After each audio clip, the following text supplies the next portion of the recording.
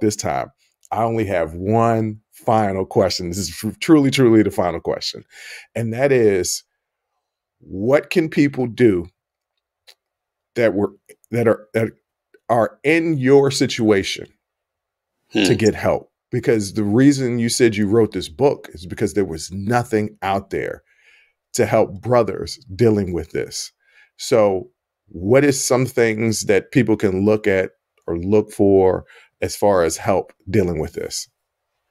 That's a good question. It's interesting that you asked, because earlier this week I've been approached by a publisher to see if I'd be willing to write something more in depth about this process. Obviously, the answers would need a much larger forum for what we're doing here. But the first thing anyone needs to do is to accept and admit, particularly brothers, that you are a victim.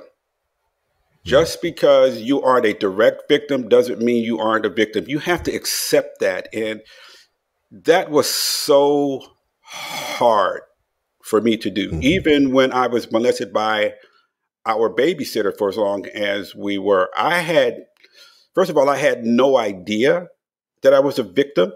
And then after the situation with my sisters, I didn't view myself as a victim. What brought it out was a conversation with my wife. We were in bed talking, and I was just sharing with her, look, this is what I'm thinking about this. This is what I'm thinking about that. And she looks at me and she says, you know, you're a victim. And I say, no, I'm not.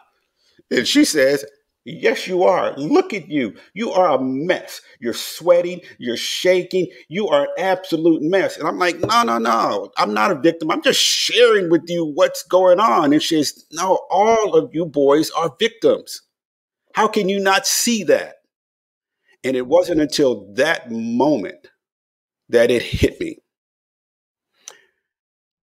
And I'm having this conversation with her in bed, and I'm just fighting it, Bruce. I'm saying, no, because I'm a man, right? I'm a black man. Are you kidding me? No. What are you talking about? You have no idea what I've been through, blah, blah, blah, blah, blah. And the next thing you know, I'm in tears. I'm like, wow. So once I admitted and then accepted, that's the beginning of the healing. Right there. Then you need to understand that what has happened to you is not surface in any way. It is deep. So it becomes part of your DNA. And like DNA, which is self-replicating, it can replicate in areas you have no idea. It will replicate in your thought process, not on how you think about yourself and your family and your children, but in your sisters, but how you process thoughts about work, how you process about education. All of this is laying over all of those ideas. How you communicate with women is directly related to this. So if you're going to have children and you've got a little girl, you need to understand what is inside you from a knowledge standpoint, emotional standpoint, because I would tell you this, when my little boy was born, we have gone through 3 different last names. My original last name with my dad is Leary. Then my mom married my stepdaddy, and it was changed to Parent. And then I married with my wife, and I kept her last name, so we went Catran-Parent, because I wanted everyone to have the same last name. And then one day I realized, whenever I saw my son's last name and I saw the name Parent, and this was a wake-up call unlike any other. Whenever I saw my son's name on a report card, doctor's note or something, and I saw the name Parent, I would get angry at the name Parent. And I realized, oh, I am throwing this negative energy on my little boy. He's innocent, done nothing. And that's just part of the whole DNA process. You have to understand it is there. So the next step is the hardest step. You got to talk to somebody.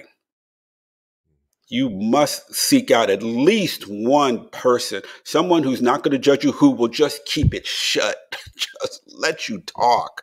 That is just it. Listen. Just listen. You know, it's okay to have a question, but that helps pull things out of you, that help you say what you need to say, because you're going to fight all along the way.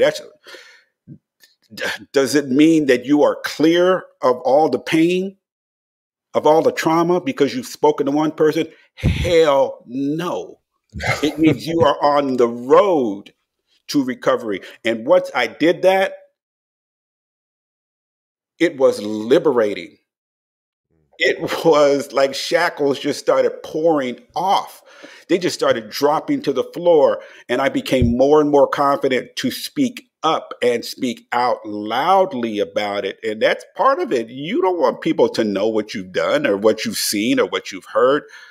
But any victim will tell you it is not until you are willing and able to speak out, step in your space, own your space.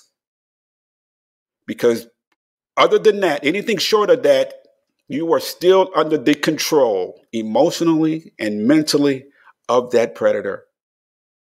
That's the only superpower they have, is your silence. And once you break through the silence, they become small. And now they are afraid. But as I said, it's the hardest part for anybody. And once you do that, you try to talk more and more and more about it. Those were the key things for me and my brothers, admitting, understanding that it is a part of us. It will never go away. We could put it in a little box, set it off to the side, as best we can. If you like that clip, go ahead and hit that like button. Don't forget to subscribe to catch up on all of our latest content. Don't forget to hit the notification button when you do subscribe so you can get updated every time we release content. We release content every day, whether it's an actual show or clips from the shows. So go ahead and subscribe, like, comment. Also, don't forget our Patreon page where you can find our Talking Straight-ish and After Hours Uncensored episodes. That's patreon.com/Unsolicited Perspectives. But once again, thank you again for listening to Unsolicited Perspectives. I'm your host, Bruce Anthony, and I'm going to catch you next time. I'll holla.